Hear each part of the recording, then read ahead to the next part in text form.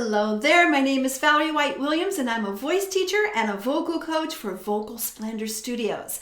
Today I'm doing another reaction video and this time I'm reacting to Angelina Jordan performing my namesake, Valerie. So I can't wait to listen to this most recent performance and let's have a listen.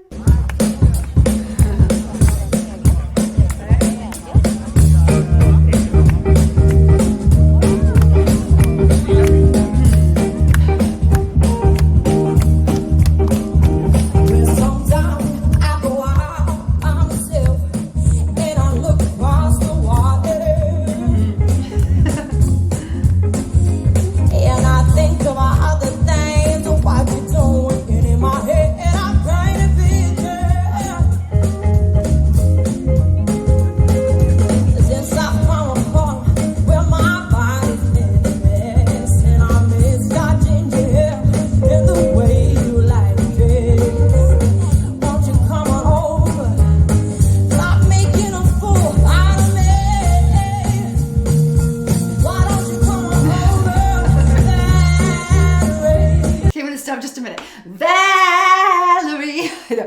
I think there was a song that was Valerie like years ago when I was a child, but yeah, it's kind of fun to have a namesake song.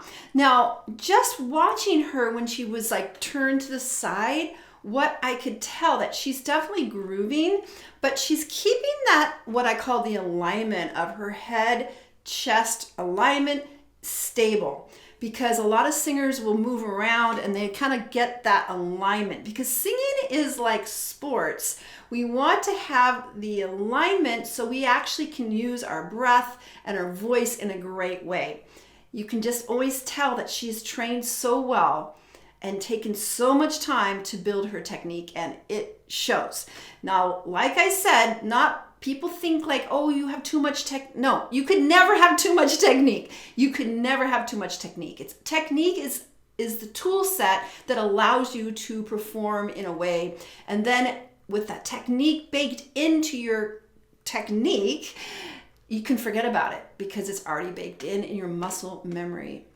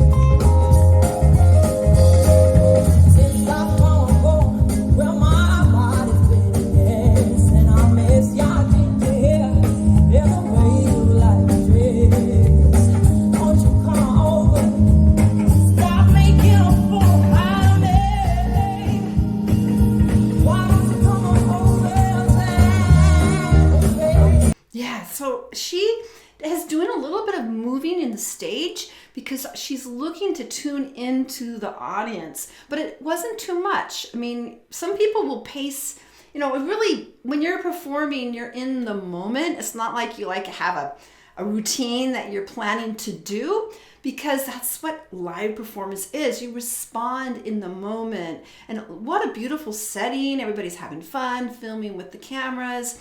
And she's smiling and able to tell the story, but still be there present. I mean, and this is kind of a skill that you can only get by performing. You can't practice performing. You just have to do it.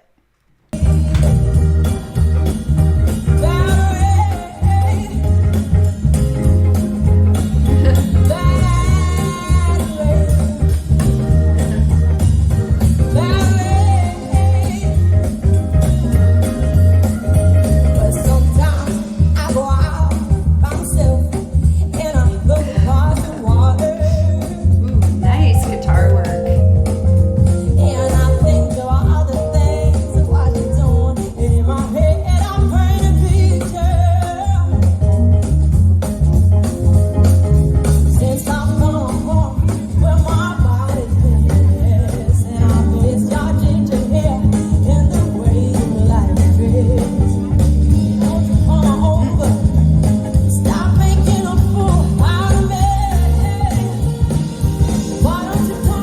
stop just a minute. Now, of course, I'm so familiar with the Amy Winehouse version, and she has it a bit of the more jazzy version. And Amy Winehouse did have that jazz background. Her father listened to jazz and back in the home, but this nice little groove with this rhythm section is really bringing it even more.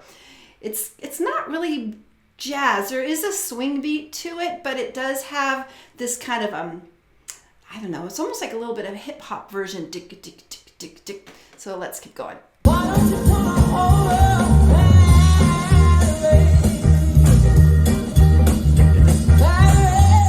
Guess it would be like a shuffle.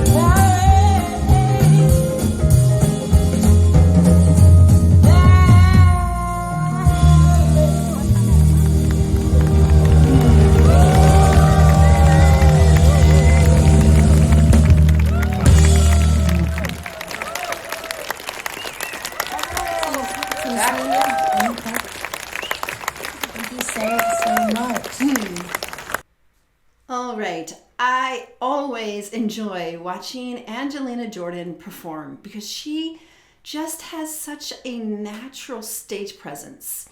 And the thing about stage presence is everybody has a different take on the stage. I did a video many years ago about hot singers and cool singers, meaning some people have a sit of coolness on the stage and other people move around a lot. They're like really busy.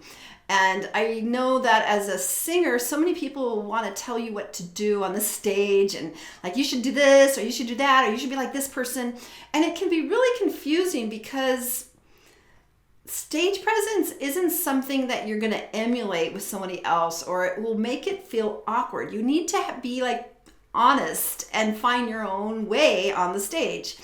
And sometimes that's really easy for people and other times it's not. Now, I'm not talking about stage fright. That's a whole nother thing because a lot of people that have stage fright maybe not show it.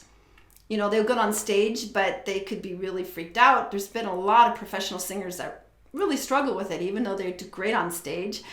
But I'm saying the presence on the stage. So I know when I was a young singer, I was like trying to like move around a lot, but I think I'm more cool on the stage, because that's just kind of maybe the Scandinavian presence. I don't know.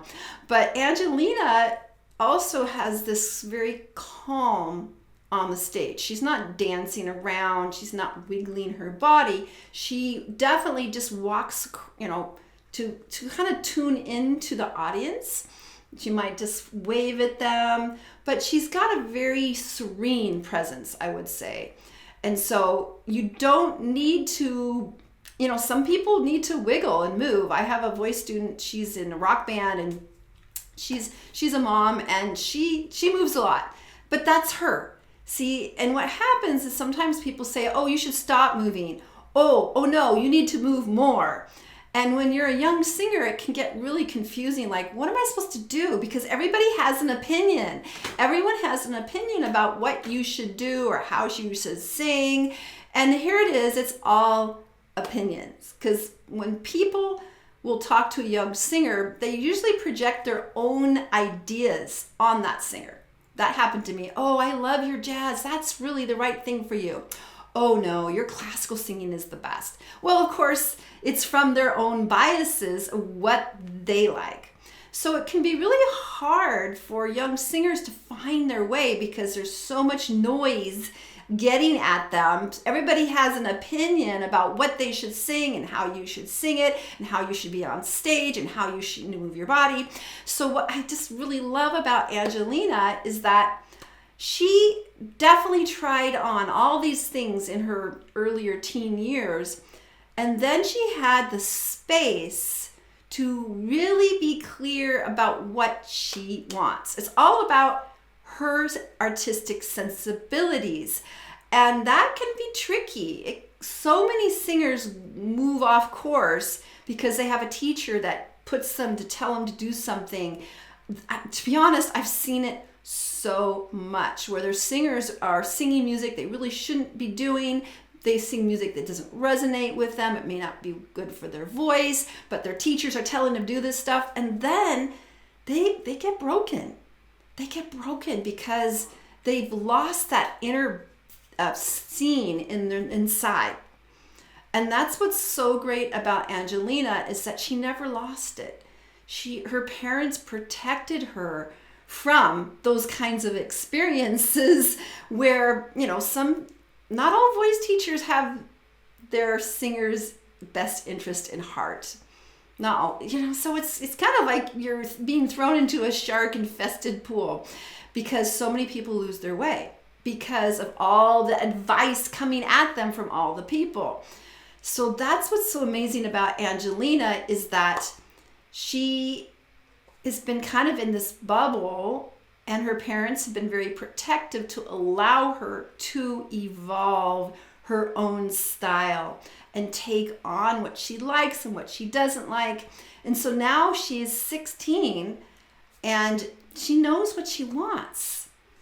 And that's I'm basically saying that's rare for a 16-year-old to have that much presence and authority and knowledge of what she wants to do.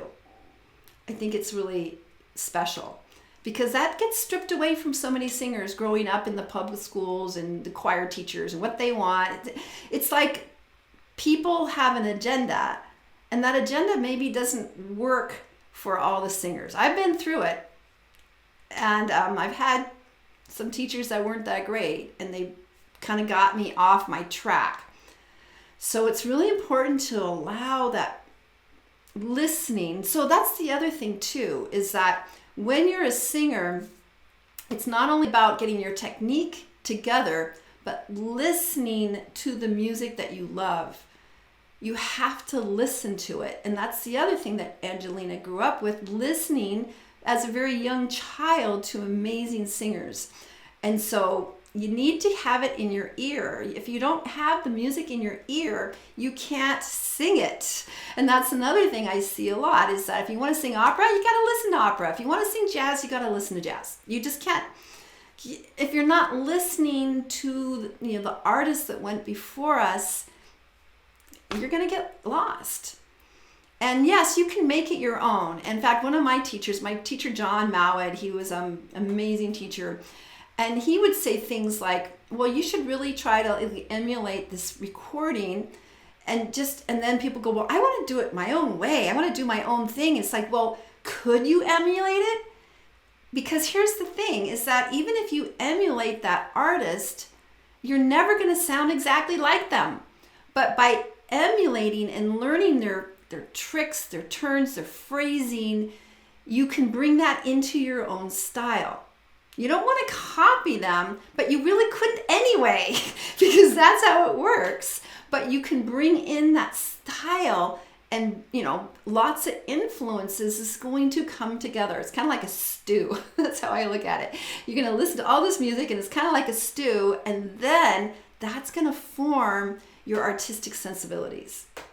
All right, so yes, I always enjoy listening to Angelina, so make sure you subscribe and click on the bell if you would like to be notified of all my Angelina reactions. And also, I want to let you know of my 2 free passion projects on Facebook. The first one is YouTube Success Strategies, and that's where I'm coaching people on how to be successful on YouTube. And then the other one is Creative Soul Alignment, for that's the people that love the creative arts and spirituality, because that's the whole thing. When we create, we are expressing our divine flow. So I have all the links in the description, and I hope to see you there. Bye.